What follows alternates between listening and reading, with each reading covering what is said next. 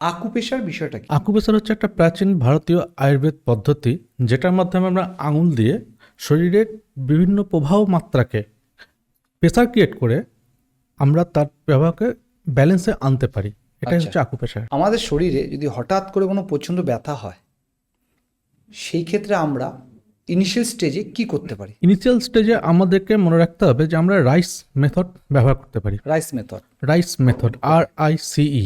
ওকে। এই আর মিনস এখানে হচ্ছে রেস্ট। ওকে। কোনো জায়গাতে আঘাত যদি লাগে সেক্ষেত্রে আমরা সেই জায়গাটাকে যতটা সম্ভব পারবো রেস্ট, অর্থাৎ পেশেন্টকে আমরা রেস্টে শুয়ে দেবো। ওকে। আশেপাশে বেড বা কোনো কিছুতে আমরা রেস্ট নেওয়ার পজিশনে শুয়ে দেবো। ওকে। এরপর হচ্ছে আইস। আইস মিনস হচ্ছে আঘাত লাগা জায়গাতে কি হয়, সোয়েলিং হয়, ফুলে যায়, সেখানে ফ্লুইড চলে আসে, জায়গাটা গরম থাকে, তার জন্য আমরা সেখানে আইস ঘষবো। এই আইস ঘষার একটা নির্দিষ্ট নিয়ম আছে। কিরকম? নিয়মটা কি, আইসটাকে আমরা একটা জায়গায় চেপে ধরে রাখবো না। ওকে। আইসটাকে কি করবো আমরা 5 সেকেন্ডে বেশি তাকে রোটেশন করবো। ওকে।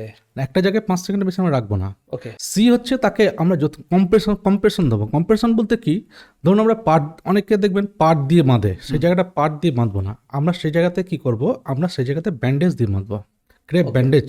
কারণ কি হচ্ছে, যদি জায়গাটা আমার কোনো কারণে ফুলে যায়, ক্রেপ ব্যান্ডেজ এলাস্টিক থাকার জন্য সেটাকে আয়তনে বেড়ে যাবে। আবার যদি ফোলাটা বরফ দেওয়া অন্য কিছু দেওয়ার জন্য ফোলাটা কমে যায়, ক্রেপ ব্যান্ডেজ কবে সংকুচিত হয়ে যাবে। ওকে।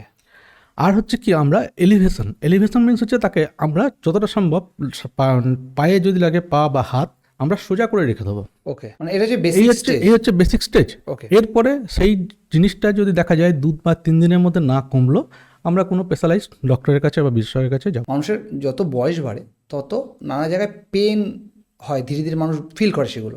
তার মধ্যে যদি কমন পার্টগুলো বলি, সেটা হচ্ছে ঘাড়, কোমর, হাঁটু।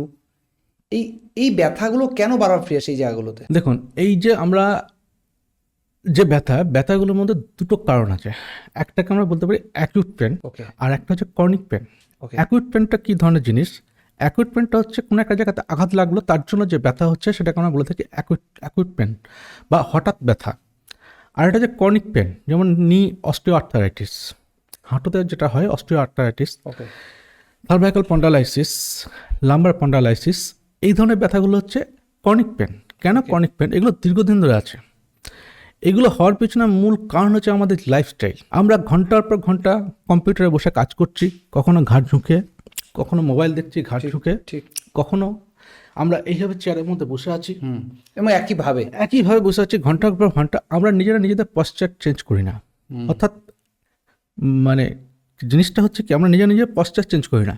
এই ঝুঁকে বই পড়া, মোবাইল দেখা, ঘন্টা পর ঘন্টা টিভি দেখা, আপনার কি দীর্ঘ সময় ধরে দাঁড়িয়ে কাজ করা, এগুলোর জন্য আমাদের সার্কেল এই ব্যথাগুলো ক্রমশ ফিরে আসে।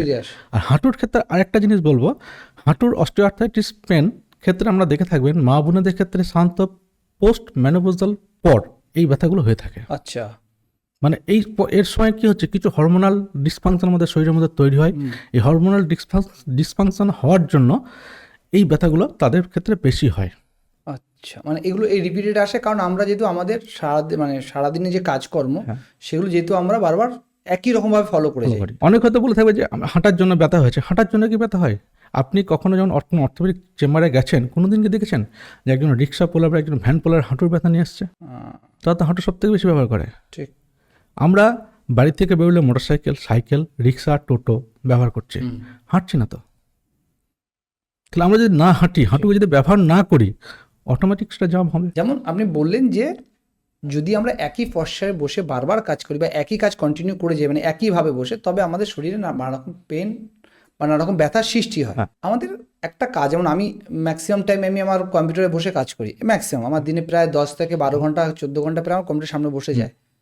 তো সেই ক্ষেত্রে আমার দিনের রুটিনটা কেমন হওয়া উচিত? আমি কতক্ষণ পর আমি ব্রেকটা নিতে পারি এবং সেই ব্রেকটা কী হওয়া উচিত? এটা বিভিন্ন মানুষের বিভিন্ন পশ্চারের উপর নির্ভর করে, বিভিন্ন মানুষের বডি মেকানিকের উপর নির্ভর করে। ওকে। নির্দিষ্ট কিছু নিয়ম সেই ধরনের নাই, কিন্তু 1 ঘন্টা অন্তর অন্তর আপনি হয়তো হাতটাকে নিয়ে জাস্ট এই করলেন, ঘাটটাকে পেছন দিকে নিয়ে গেলেন। আচ্ছা। ঠিক আছে? বা কখনো কি হচ্ছে, জাস্ট স্পাইনালে একটু হালকা করে এরকম হালকা টুইট করলেন, তাহলে কি হচ্ছে আমরা মেরুদণ্ডের যে সন্তুলন ঠিক থাকবে। ওকে। ঘাটটা পেছন দিকে নিয়ে গেলেন মানে ঘাটটা পেছন দিকে হলো। আপনারা হয়তো দেখে থাকবেন যে একটা গাছের ডাল প্রতিদিন আমরা লগা দিয়ে টেনে টেনে ফুল পাচ্ছি, একটা সময় পর কি হয়, ডালটা নুয়ে পড়ে। ঠিক। তো আমরা সারাদিনে খাচ্ছি, বই পড়ছি, মোবাইল ঘাঁটছি, কম্পিউটারে কাজ করছি, ঘাট ঝুঁকি আছে। এই ঘাট ঝুঁকি থাকার জন্য আমাদের মাসেলকে চেপে ধরছে, পেন হচ্ছে। তাহলে আমরা অল্টারনেট করছি না। তাহলে এগুলো থেকে মুক্তি পেতে গেলে আমাদেরকে যেটা করতে হবে সেটা হচ্ছে যে 1 ঘন্টা অন্তর অন্তর আপনাকে ঘাড় এই করলেন বা এই ধরনের স্ট্রেচিং করলেন, এগুলো একদম আমাদের স্ট্রেচিং এক্সারসাইজ। ওকে। এতে কিছু রক্ত সঞ্চালন ঠিক থাকবে, মাসেল ধরবে না, মাসেলের শক্তভাব আসবে না, তাহলে কি হচ্ছে আপনি রিলিফ পাবেন। বেসিক্যালি আমি যদি বারবার উঠি, মানে আমি ঘন্টায় ঘন্টায় না উঠলেও আমি এই এগুলো বসে বসে করতে করলে হবে, সেটা একদম খানিকটা একদম রিকভার হয়ে যাবে। recover এবং হতে যদি আমি ঘন্টায় 1 ঘন্টা উঠে হাঁটাচলা করতে, তো আরো ভালো। আরো ভালো। সম্পূর্ণ পডকাস্টটি দেখতে অবশ্যই ভিজিট করুন রিপন টক্স ইউটিউব চ্যানেলে।